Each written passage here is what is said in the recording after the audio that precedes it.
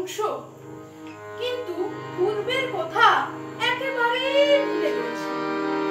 বসুদেবের হাতে ওই সুন্দর সন্তানটিকে দেখে বলছে, বসুদেব, ও বসুদেব, তোমার কোলে ওই সুন্দর শিশুটি কে গো?